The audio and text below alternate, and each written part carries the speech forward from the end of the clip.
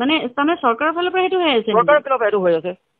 ৰিণিকী ভূঞা ফচি যাব যে নহ'লে যদি এটা যদি সুৰুঙা আহে, ৰিণিকী ভূঞাটো বৰ বেয়াকে ফচি যাব তেতিয়া। যিটো যে ফেশ্বন শ্ব'ৰ যিটো যে হেৰি আছিলে সেইটোতো গোটেইটো ৰিণিকী ভূঞাই কৰিছিলে না। ফচিবও পাৰে যদি মানে তেওঁ যদি বোলে কয় শ্ব'টো পাতিছে সেইটো কাৰণে শ্ব'টো যে পাতিছে বেলেগ এইটো ইনচিডেণ্ট হোৱাৰ পিছতো যে শ্ব'টো হ'ল আৰু নাম দি কৰিছে আৰু ৰিণিকীয়ে যে মাত মাতিব লাগিছিলে সেইটো বস্তুত।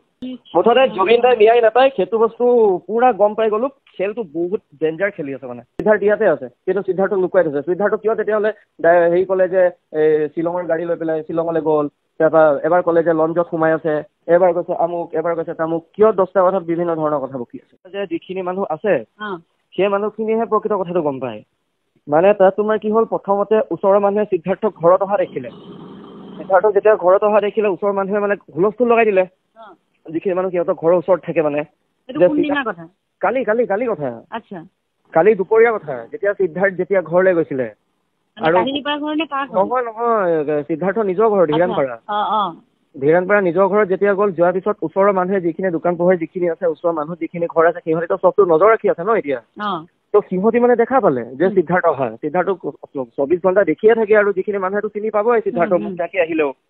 তাৰপিছতে যেতিয়া দেখা পোৱাৰ পিছত ইটোৰ মাজত সিটো হৈ গ'ল, সিটোৰ মাজত সিটো হৈ গ'ল। সিহঁতি গোটেইখিনি মানে 500মান মানুহ গোট খালে দুপৰীয়া সময়ত।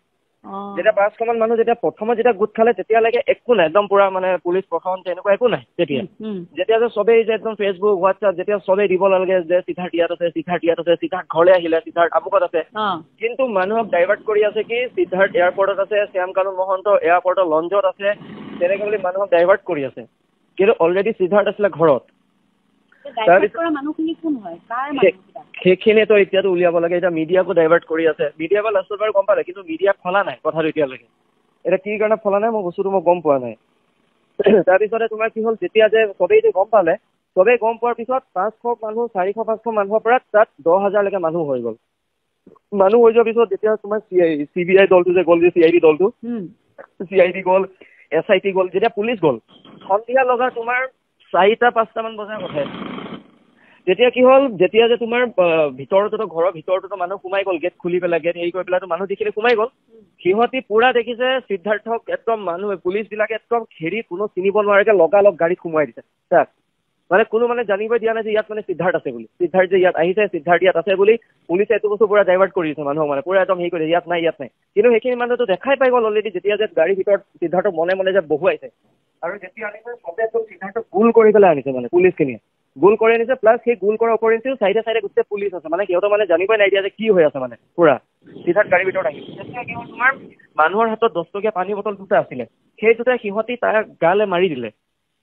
তাৰ গালে মাৰি দিয়াৰ পিছত পুলিচে এইটো চান্স পাই গ'ল। সেই চান্সত পুলিচে পুৰা লাঠি চলনা কৰিলে। কৰাৰ পিছত যেতিয়া যে সিদ্ধাৰ্থ গাড়ীখন যেতিয়া ওলাই আহিলে, চবেইটো দেখিলে সিদ্ধাৰ্থ আছে, তেতিয়া SIT গাড়ীলে শিলগুটি মাৰিলে।